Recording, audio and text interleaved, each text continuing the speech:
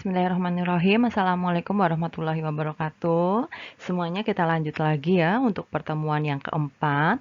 Di dalam pertemuan keempat yaitu mengenai ketentuan dalam penulisan resep, etika dan juga aspek legal. Ketentuan penulisan resep mungkin di farmaseutika juga kita belajar ya sedikit mengenai apa itu penulisan resep sudah ya. Ketentuan penulis resep. Ketentuannya secara umum, secara hukum resep adalah tanggung jawab dokter. Jadi yang menulis resep itu adalah dokter. Umumnya menggunakan bahasa Latin, kemudian ditulis dengan tinta hitam atau biru, bukan dengan pensil atau spidol ya. Kemudian penulisan nama obat, jumlah obat dan aturan pakai dengan huruf yang mudah dibaca. Sekurang-kurangnya bisa dibaca oleh apoteker atau asisten apoteker. Ya paling tidak bisa dibaca lah oleh apoteker yang memang harus mengerjakan resep ataupun asisten apotekernya ya, tenaga teknisnya. Kemudian apoteker juga ikut bertanggung jawab atas kebenaran obat yang diberikan. Kemudian pada saat pemberian obat harus disertai dengan KIE terhadap pasien. KIE tahu ya, komunikasi, informasi dan juga edukasi terhadap si pasien. Oke, jadi info tentang obatnya, jam berapa, obat ini untuk apa, makanan yang boleh, yang tidak, ya. Itu silahkan dijelaskan kepada pasien. Kemudian untuk nama obat. Pertama, untuk nama obat, hindari penulisan resep kimia dari obat. Jangan menulis nama kimianya ya. Kemudian nama obat dengan nama Latin. Nama obat zat kimia atau nama generiknya berdasarkan INN ya, International Non Proprietary Name. Itu yang dituliskan. Kemudian jenis bahan di dalam resep ya. Jenis atau bahan obat dalam resep yaitu masih ingat kan ya, ada remedium kardinal yaitu adalah obat pokoknya harus ada di tulisan. Terus kemudian ada remedium adjuvan, yaitu bahan pembantu dari bahan pokoknya. Kemudian korigen ya, korigen kita ingat masih yaitu ada korigen saporis, flavoris, coloris maupun odoris. Serta adanya vehikulum atau konstituen yaitu bahan pengisi. Bisa diterima kira-kira? Jadi, untuk nama obat hindari penulisan dengan menggunakan rumus kimia. Nama obat itu dengan menggunakan bahasa Latin ya, yaitu nama generik ya. Bisa nama obatnya. Kemudian zat kimia atau nama generiknya. Itu yang ditulis. Misalkan bisa contoh ya, bisa menggunakan paracetamol jika dia generik atau Sanmol gitu ya, misalnya nama obat dan merek. Seperti itu. Kemudian jumlah atau dosisnya. Satuan dosis obat kita tahu ada gram atau miligram. Disingkat itu adalah gram untuk G ya atau GM. Kemudian kalau miligram mg. Jangan menyingkat gram dengan GR. Karena 1 GR itu sama dengan 1 grain, 65 mg. Jadi kalau menulis gram cukup dengan G atau GM. Kemudian prosentase. Kalau prosentase berat per berat misalnya 1%. Berarti 1 gram obat dalam 100 gram obat. Kemudian berat per volume. 2,5% adalah 2,5 gram obatnya dalam 100 ml obat. Atau berat per volume. Yaitu ada 100 di dalam obat kan biasanya tulisannya kan kalau yang sirup gitu ya. Nah, sediaan sirup ada 125 mg per 5 mili. Itu apa artinya? Bahwa dalam 125 mg ya per 125 mg itu mengandung si obat 125 mg dalam 5 mili obat tersebut atau 125 mg per sendok takar. Karena 1 sendok takarnya adalah 5 mili. Kemudian hindari penulisan dengan angka desimal. Ya, jangan menggunakan angka desimal. Kalau 0,5 gram ya ditulisnya 500 mg. Kemudian jangan menggunakan angka pecahan. Setengah ditulisnya 1/2, jangan, tapi menggunakan 0,5. Kemudian obat cairan itu dalam mili ya, bukan cc atau senti. Satuan mikrogram yaitu dengan mcg, bukan mu ya. Jangan menyingkat satuan unit dengan u ya, itu. Takutnya jadinya salah. Kemudian untuk bentuk obat, permintaan bentuk obat dimulai singkatan, misalnya MFLA, Misovac, Liga Artis. Untuk bentuk puyer ada MF Pulv. Kemudian bentuk salep, MFLA Unguentum, gitu ya. Kemudian bentuk kapsul, Misovac Pulvdain Cap. Itu untuk contohnya, itu contoh penulisannya dalam menulis resep. Kemudian cara dan waktu penggunaan obatnya. Caranya bisa menggunakan, bisa per oral, lokal, rektal. Waktu pemberiannya di depannya itu ditulisi S dulu ya. S itu adalah signa atau aturan pakai. Kemudian ada frekuensi pemberian ya, bisa sehari 1 kali gitu ya, atau sehari 2 kali. Ada AC misalkan antekoinam sebelum makan, DC bersama makan, PC setelah makan. Saya yakin semuanya masih ingat, soalnya kita sudah pernah hafalan bahasa Latin. Kemudian sebelum obat diserahkan, baca dan teliti kembali kebenarannya. Ya, kebenaran si obat dengan resepnya. Obat yang kita akan berikan dengan resepnya itu sama enggak gitu ya. Takutnya keliru gitu ya, kita salah ambil atau salah meracik.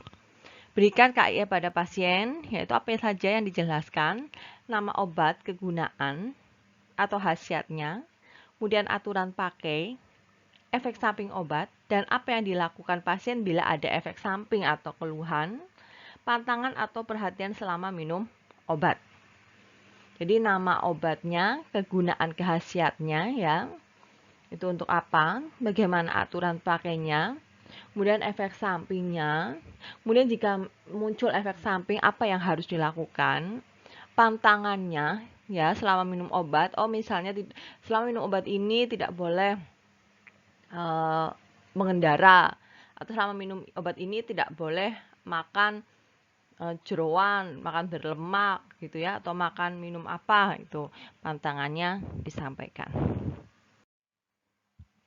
Kemudian laksanakan recording pada rekam farmasi, yaitu apa saja yang ditulis pada status pasien, ada nama, jenis kelamin, umur, alamat, anamnesa, diagnosa dan juga terapinya. Kemudian riwayat hipersensitif atau alergi obat, ditanya juga harus apakah ada riwayat alergi. Rekam farmasi jangan dibawakan pada pasien, karena itu milik farmasi ya, jangan dibawa. Diberikan ke pasien tidak. Kemudian bahasa dalam penulisan resep. Bahasa Latin yang digunakan dalam resep ya, itu adalah bahasa Latin.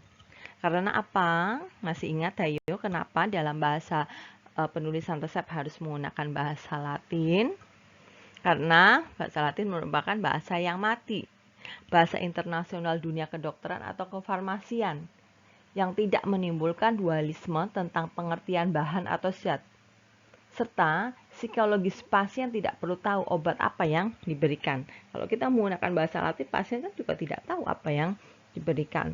Itu untuk menangani psikologis dari pasien. Kemudian contoh singkatan Latin ya, saya yakin kalian masih hafal semua, sudah pinter-pinter semua ya. AA, oh singkatan dari ANA. Contohnya AC borik AA 5 gm, 5 gram. Ya. Kemudian AC S3DD tab setengah HAC. Ayo sambil diingat-ingat ya.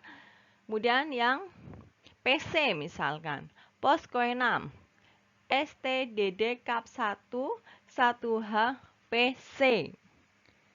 Ya, masih ingat semua? Oke. 3 kali ya 1 kapsul ya setelah 3 kali sehari ya 1 kapsul setelah makan misalkan. Saya yakin kalian masih ingat semua dan bisa semua. Oke, kita lanjut saja. DC, DTD, ITER dan sebagainya. Masih ingat? PRN, Prorenata, gitu ya. USE, usus eksternus, pemakaian luar. Kemudian untuk permintaan obat segera. Bila pasien harus segera mendapatkan obat, pada sebelah kiri atas harus ditulis tanda. Tandanya adalah CITO. Digarisbawahi dan diberi tanda seru. CITO gitu di pojokan resep. Di garis bawah diberikan tanda pentung gitu ya. Atau statim yang artinya amat segera. Atau urgence yaitu adalah mendesak. Kemudian atau diberikan tanda PIM, periculum in mora, yaitu berbahaya bila ditunda. Itu adalah permintaan obat segera. Jika mendapatkan resep dengan tulisan sitostatin, urgent, PIM, ya itu harus didahulukan. Walaupun sudah banyak antrian, ya, tapi ada tulisan seperti itu yang harus didahulukan. Kemudian tempat pengambilan obat dengan resep. Ada apotek rumah sakit, yaitu resep dari dokter di rumah sakit. Ini untuk tempat pengambilan obat resep. Apotek rumah sakit yaitu untuk resep dari dokter yang ada di rumah sakit. Kertas resep rumah sakit dengan mencantumkan nama rumah sakitnya, unit pelayanannya, apakah dia dari Polimata, THT, penyakit dalam, kemudian nama dokter penulis resep. Itu harus ada di situ di dalam resep. Kertas resep pribadi dokter tidak dapat dilayani apabila dia apoteknya adalah apotek rumah sakit. Kemudian jika apoteknya adalah apotek umum, apotek swasta melayani resep dokter, kemudian penjualan obat bebas dan juga obat bebas terbatas. Kalau rumah sakit tadi hanya melayani resep dari si dokter, tidak melayani resep pribadi dokter. Tapi kalau apotek secara umum, ya apotek umum, apotek swasta, melayani resep dokter dari mana saja. Kemudian penjualan obat bebas terbatas, semua bisa dilayani. Kemudian aspek legal dan etika resep serta obat. Aspek legal dalam menangani resep dan obat yang diberikan dalam resep diatur dalam undang-undang dan juga peraturan pemerintah. Ya, di dalam undang-undang PP gitu ya. Itu adalah ada aturan-aturan bagaimana menangani resep. Resep apa saja? Resep obat umum ya, obat keras, resep narkotik, psikotropik, itu ada aturannya. Kemudian penekanannya pada pelaksanaan praktek profesi bagi dokter maupun apoteker. Disitulah penekanannya. Khusus undang-undang dan peraturan pemerintah mengenai kesehatan antara lain ada Undang-Undang Nomor 23 Tahun 92 tentang kesehatan. Kemudian ada Permenkes Nomor 91993 tentang kriteria obat yang diserahkan tanpa resep. Ada SK Menkes ya 93 tentang daftar wajib OWA ya, obat wajib apotik. Kemudian ada Undang-Undang Nomor 5/1997 tentang psikotropik dan Undang-Undang Nomor 22 ya tentang narkotik. Itu. Kemudian dari segi aspek etika. Etika dalam farmasi dan juga kedokteran itu tercantum di dalam, kalau kedokteran ya ada mereka punya namanya kode etik kedokteran, dan kalau farmasi ya kita juga punya namanya kode etik kefarmasian. Standar etika dalam melaksanakan tugas profesi ini merupakan segala tindakan adalah demi kebaikan dan kepentingan pasien dan juga masyarakat. Itu standar etikanya. Segala tindakan yang dilakukan adalah demi kebaikan dan kepentingan pasien dan juga masyarakat. Kemudian hubungan intra dan juga interprofesional antara dokter dan farmasis. Untuk resep rahasia, itu adalah rahasia dokter, apoteker, dan pasien. Ya, resep itu rahasia. Rahasianya dokter, apoteker, dan pasien. Menyangkut rahasia jabatan kedokteran dan rahasia jabatan kefarmasian dan tidak dapat diberikan kepada yang tidak berhak, karena yang berhak adalah si pasien. Kepada keluarganya jika diizinkan oleh pasien. Kemudian, dokter tidak menjual obat langsung kepada pasien. Karena yang bisa menjual obat langsung kepada pasien adalah apoteker, yaitu melalui apotik. Kalau dokter tidak bisa, dokter harusnya menuliskan resep. Resep itu nanti akan dibeli pasien ke apotik. Dan dokter juga tidak boleh menyuruh pasien untuk mengambil obat di apotik tertentu. Mungkin dokter mempunyai kerjasama dengan apotik gitu ya. Kemudian menyuruh si pasien ini harus membeli obatnya nanti ditebusnya di apotik A gitu ya. Itu tidak boleh. Karena itu adalah hak pasien, kebebasan untuk memilih dia mau membeli obat di mana. Kemudian catatan status pasien disimpan dan jangan diberikan pada pasien. Kemudian juga dokter itu tidak menerima apalagi meminta imbalan yang tinggi dari pabrik obat. Karena imbalan obat tersebut meningkatkan harga jual. Kenapa disampaikan seperti ini ya? Kadang dokter menuliskan suatu resep gitu ya, suatu obat. Itu ada yang meminta. Nanti jika sudah mungkin oleh pabrik A gitu ya, menulis sekian banyak akan mendapatkan imbalan. Itu tidak diperbolehkan karena imbalan tersebut otomatis sebagai promo kan ya, yang akan menaikkan harga jual si obat. Di situ jadi kadang kenapa obat bermerek dengan obat generik ya, padahal khasiatnya sama tetapi obat bermerek lebih mahal gitu ya. Karena apa? Untuk biaya promonya banyak gitu untuk obat-obat bermerek sehingga harganya lebih mahal juga. Kemudian persepan yang tidak benar. Shotgun prescription yaitu adanya menuliskan resep 6-10 macam obat dalam satu resep. Ya, ini kan terjadi namanya polifarmasi gitu ya. Bisa terjadi. Ini sebenarnya tidak benar dalam satu resep menuliskan 6-10 macam obat. Kemudian memberi obat konveksi atau obat jadi atau paten yang belum tentu cocok untuk semua penderita. Jadi jangan memberikan atau meresepkan obat tertentu ya yang belum tentu cocok untuk penderita. Karena ini menuliskan obat inilah gitu ya, ditambahkan kan tidak berefek apa, vitamin atau apa. Itu sebenarnya obat itu tidak perlu untuk pasien gitu ya. Tapi agar menambahkan kos itu tidak diperbolehkan. Kemudian jumlah obat terlalu banyak kecuali untuk penyakit kronis. Untuk terapi simptomatik resep dianjurkan untuk 3-7 hari saja untuk terapi simptomatik. Kemudian pemberian antibiotik untuk ispa, diare selama 2-3 hari dapat menimbulkan kebal sehingga tidak boleh ya memberikan obat antibiotik hanya 2-3 hari. Minimal berapa hari? Oke, minimal 5 hari.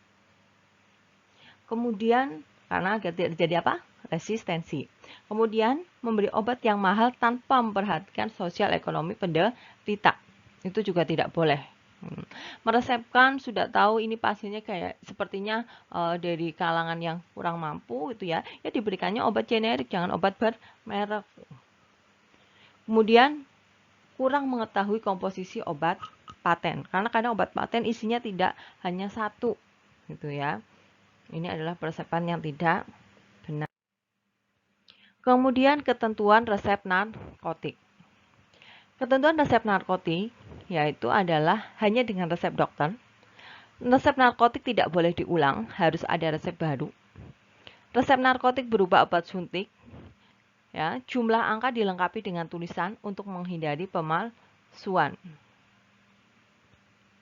Yaitu contohnya resep petidin 100 mg injeksi ampul nomor 1. Itu tulisi dalam kurungnya adalah 1 gitu ya.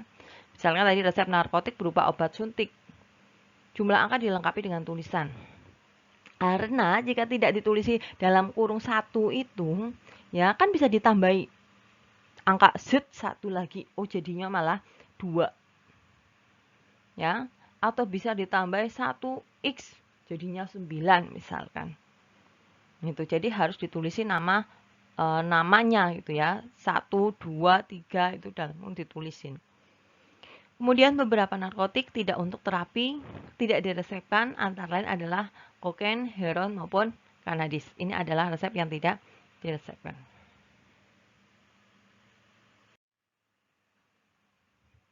Kemudian apotik yang melayani resep narkotik wajib melaporkan macam obat, jumlah dan sisa obat yang ada tiap bulan. Terus sudah sekarang ada laporan SIPNAP ya, laporan psikotropik narkotik ya yang dilakukan setiap bulan ya secara online. Kemudian khusus untuk morfin, petidin dan fentanil, apotek harus melaporkan nama dan alamat pasien dan dokter dengan lengkap. Jadi ditulisin morfin ini namanya untuk siapa, alamatnya siapa, dokter yang nulis siapa. Hukum pidana penyalahgunaan narkotik dalam undang-undang ya berubah hukuman penjara seumur hidup sampai hukuman mati. Kemudian psikotropik. Psikotropik ini merupakan zat atau bahan alami ataupun sintetik, bukan narkotik yang bersifat psikoaktif pada susunan saraf pusat dan menyebabkan perubahan spesifik pada aktivitas mental dan perilaku. Ini adalah pengertian psikotropik, yaitu yang menyebabkan perubahan spesifik pada aktivitas mental dan perilaku. Obat ini dapat memberikan depresi pada sistem saraf pusat. Contohnya adalah benzodiazepin. Terus kemudian bisa menstimulasi atau merangsang sistem saraf pusat. Ya, bisa mendepresi itu membuat tenang, buat tidur. Kalau menstimulasi, merangsang, gitu ya, malah menjadi bersemangat, menjadi berhalusinasi. Contohnya adalah amfetamin. Kemudian selanjutnya itu tadi adalah tentang penulisan resep ya, legal penulisan resep.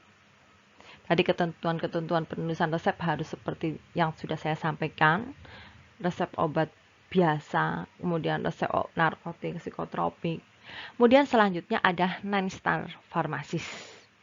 9 star farmasis. Kira-kira sebagai farmasis apa saja ya 9 star farmasisnya? Ada yang tahu? Apa? Caregiver. Oke. Long life learner. Oke, betul. Semuanya berarti sudah tahu ya. Caregiver, yaitu contohnya adalah caregiver atau pemberi pelayanan. Seorang farmasi atau apoteker merupakan profesional kesehatan pemberi pelayanan kefarmasian kepada pasien. Berinteraksi secara langsung ya, yaitu dengan memberikan pelayanan klinik, misalnya melakukan peracikan, memberikan konseling, konsultasi, monitoring, visit gitu ya. Kemudian dia juga seorang farmasis ini decision maker. Kemudian dia yang ketiga adalah komunikator.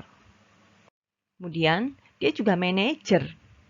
Ya, misalnya punya apotek, dia kan manajer di apoteknya. Gitu. Kemudian dia juga seorang leader. Nanti keterangannya dibaca sendiri ya. Kemudian dia juga harus lifelong learner, belajar terus umur hidup. Seorang farmasis harus memiliki semangat belajar sepanjang waktu, karena informasi atau ilmu kesehatan, terutama farmasi, yaitu obat, penyakit, dan terapinya, itu berkembang dengan pesat, sehingga kita perlu mengupdate pengetahuan dan kemampuan. Misalnya saya mengajar, mungkin saat ini saya mengajarnya seperti ini, besok muncul peraturan atau jurnal baru, pasti mungkin akan berubah. Kemudian teacher sebagai pendidikan, yaitu bisa melakukan atau mendidik ya generasi selanjutnya. Terus kemudian research ya, sebagai researcher, melakukan penelitian. Kemudian juga tambahan yang terakhir adalah sebagai entrepreneur atau wirausaha. Dulu dulu itu 7 star pharmacist ya, ada 7, kalau sekarang ada 9 itu ya. Sudah hafal tadi ada apa saja? Ada caregiver, ada manager, leader, kemudian ada entrepreneur gitu ya, researcher gitu. Oke, dihafal lagi mengenai 9 star pharmacist-nya itu. Begitulah tanda atau ciri dari seorang farmasis.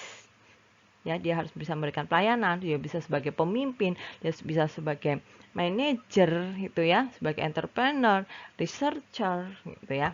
Itu adalah seorang farmasis. Ada pertanyaan kira-kira untuk pertemuan kali ini, yaitu tentang penulisan resep ya, secara aspek legal penulisan resep dan juga 9 star farmasis. Oke, bisa memberikan pertanyaan di forum juga bisa ya, sehingga nanti mungkin yang lainnya bisa memberikan komentar gitu ya. Terima kasih untuk pertemuan kali ini. Wassalamualaikum warahmatullahi wabarakatuh.